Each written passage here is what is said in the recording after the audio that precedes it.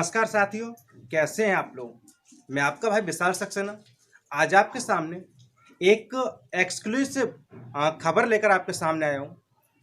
फिलहाल तो मैं आपको बता दूं कि अभी 2-4 दिन से थोड़ा मुझे फीवर जैसा चल रहा था। जैसा कि मतलब फीवर चल रहा था, अ, तब मैंने अब सोचा कि आज थोड़ा स्वास्थ्य सही है और मैं रिलैक्स हूँ, तो अब आप लोगों के बीच जाना चाहिए। और थोड़ा सा अच्छा लगता है जब मैं आप लोगों से बात करता हूँ। तो चलिए हम लोग बात करते हैं आज की न्यूज़ के बारे में। तो जो हमारा आज का टॉपिक है वो है, जैसा कि अभी आपने देखा होगा, जो हमारे आज तक के एंकर रोहित सरदाना की मृत्यु है, उसको लेकर तरह तरह के सवाल उठाए जा रहे हैं। तरह तरह के उस पर मतलब लोग उस पर सवाल खड़े कर रहे हैं। का मतलब हर किसी का मतलब यही कहना है कि कहीं ना कहीं उनकी मृत्यु कहीं ना कहीं उसमें संदेहास्पद है। ऐसा मैं नहीं कह रहा, बल्कि आप इसको ट्विटर पर देख सकते हैं, आप इसको सोशल मीडिया पर देख सकते हैं, आप कहीं भी देख सकते हैं। मोस्ट लोगों का यही कहना है कि उनकी मृत्यु में कहीं ना कुछ संदेह है। आइए हम लोग नज़र डालते हैं कि कैसे हम लोग कह सकते हैं कि उनकी मृत्यु में संदेह है। क्या प्रूफ क्या है, कैसे कह सकते हैं। तो सबसे पहले हम लोग एक ट्वीट लेकर चलते हैं। जो ट्वीट है प्रशांत पटेल का। एक प्रशांत पटेल है, उनका ये ट्वीट है। उन्होंने कहा है कि रोहित सरदाना को डॉक्टर तलवार के द्वारा इलाज किया जाना था, वह वहां पर मौजूद नहीं थे। रोहित की पत्नी सुबह तक डॉक्टर पुरुषोत्तम लाल को फोन करती रही, पर उन्होंने फोन नहीं उठाया। उसके आगे उन्होंने लिखा है कि स्टेरॉयड मॉनिटरिंग में देना था लंग इन्फेक्शन के लिए।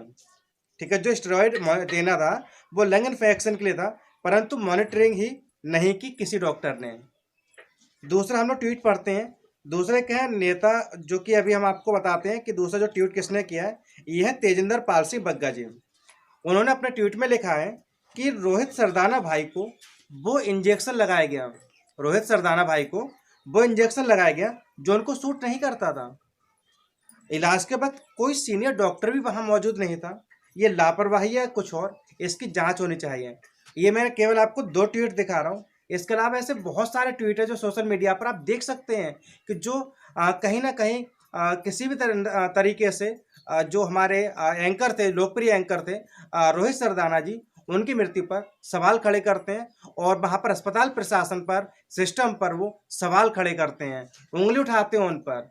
अब देखते हैं कि जो कि वरिष्ठ जो एनडीटीवी के पत्रकार हैं, जो एंकर हैं, अक्सर प्राइम टाइम शो के लिए जाने जाते हैं, रवीश कुमार जी, उन्होंने भी एक बहुत लंबा चौड़ा इसी टॉपिक पर एक अपना स्पीच दिया है। आइए हम लोग बात करते हैं कि क्या कहा है रवीश कुमार जी ने। देखिए इस वीडियो को शुरू से अंत तक। अब नजर डालते हैं कि रवीश कुमार जी ने क्या कहा था। तो उन्होंने कहा कि आज तक के एंकर रोहित सरदाना के निधन की खबर से स्तब्ध हूं। कभी मिला नहीं, लेकिन टीवी पर देखकर ही अंदाजा होता रहा कि शारीरिक रूप से फिट नौजवान है। मैं अभी भी सोच रहा हूं कि इतने फिट इंसान के साथ ऐसी स्थिति क्यों आई, या फिर इतनी तादाद में क्यों लोग अस्पताल पहुंच रहे हैं। क्या लोग अपने लक्षण को नहीं समझ पा रहे, या फिर समझा पा रहे हैं, या डॉक्टरों की सलाह को पूरी तरह से नहीं मान रहे हैं। मैं आपको बता दूं कि यह एक से अधिक डॉक्टरों की सलाह में उलझे हुए हैं। मैं नहीं कहना चाहूंगा कि लापरवाही हुई होगी। इसके बाद उन्होंने कहा है, बताया कि यह सवाल मैं केवल रोहित के लिए भी नहीं कर रहा हूं।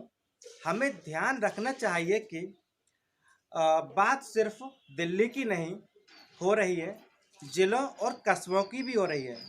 मैं लगातार इस सवाल से जूझ रहा हूं कि घरेलू स्तर पर इलाज में क्या कमी हो रही है, जिसके कारण इतनी बड़ी संख्या में लोग अस्पताल जा रहे हैं।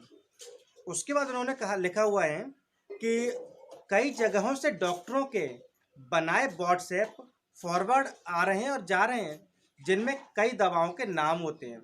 उसके बाद मरीज और डॉक्टर के बीच संवाद रहता है या नहीं। मैं डॉक्टर नहीं हूँ, लेकिन कोविड से गुजरते हुए जो खुद अनुभव किया है कि उससे लगता है कि मरीज और डॉक्टर के बीच संवाद की कमी है।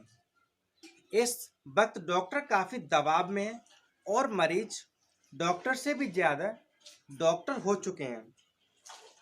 उसका उन्होंने लिखा है कि इसलिए मैंने कमांड सेंटर बनाने का सुझाव दिया था, जहां देश भर से रैंडम प्रिस्क्रिप्शन और मरीज के बुखार की डिटेल को लेकर अध्ययन किया जाता और अगर इस दौरान कोई भी चूक हो रही है तो उसे ठीक किया जाता। जो अच्छे डॉक्टर हैं उनके अनुभवों का लाभ जिलों तक एक साथ पहुंचाया जा सकता, ताकि डॉक्टरों की दुनिया अपने अनुभवों को लगातार साझा करती रहे। यह काम कमांड सेंटर से ही हो सकता है, क्योंकि निजी तौर पर अब डॉक्टर के पास वक्त की बहुत कमी है। उसका दोनों लिखा है कि मैं रोहित के निधन से स्तब्ध हूँ और इसी के बीच इन सवालों से अपना ध्यान नहीं हटा पा रहा हूँ। बात भरोसे के डॉक्टर की नहीं है और ना ही डॉक्टर के अच्छे या बुरे की बात है। बात इस सवाल के जवाब का है कि खोजने की कि क्यों इतनी बड़ी संख्या में मरीजों को अस्पताल जाने की नौबत आ रही है। आखिर क्यों आ रही है नौबत, क्या प्रॉब्लम है। उसके बाद उन्होंने लिखा है कि कई लोग लिख रहे हैं कि आज तक ने रोहित सरदाना के निधन की खबर की पट्टी तुरंत क्यों नहीं चलाई। मेरे ख्याल से इस विषय को महत्व नहीं देना चाहिए। आप सोचिए कि जिस न्यूज रूम में यह खबर पहुंची होगी वो बम की तरह धमाका हुआ होगा। उनके सहयोगी साथी सबके होश उड़ गए होंगे, सबके हाथ पांव कांप रहे होंगे। आप बस यही कल्पना कर लीजिए तो बात समझ में आ जाएगी। बिल्कुल ये बात सही कही है, उनका सही भी है। इसका कहते हैं कि दूसरा ये भी मुमकिन है कि रोहित के परिवार में कई बुजुर्ग हैं, उन्हें सूचना अपने समय और हिसाब से दी जानी है। अगर आप उसे न्यूज़ चैनल के जरिए ब्रेक कर देंगे तो उनके परिवार पर क्या गुजरेगी। तो कई बार ऐसी परिस्थितियां होती हैं। इसके अलावा और कोई बात हो तो वहाँ न्यूज़ रूम में खड़े उनके सहयोगी सच का सामना कर रहे होंगे। बात भले बाहर ना आए, उनकी आंखों के सामने से तो गुजर ही रही होगी। इसके बाद उन्होंने लिखा है कि खबर बहुत दुखद है। कोविड के दौरान कई पत्रकारों की जान चली गई। सूचना प्रसारण मंत्रालय उन पत्रकारों के बारे में कभी ट्वीट नहीं करता। आप बताइए कि कितने पत्रकार देश भर में मर गए। सूचना प्रसारण मंत्री ने उन्हें लेकर कुछ कहा नहीं कहा। चलिए आगे हम लोग देखते क्या कहा। उन्होंने हर वक्त प्रधानमंत्री की छवि चमकाने से फुर्सत नहीं है। इस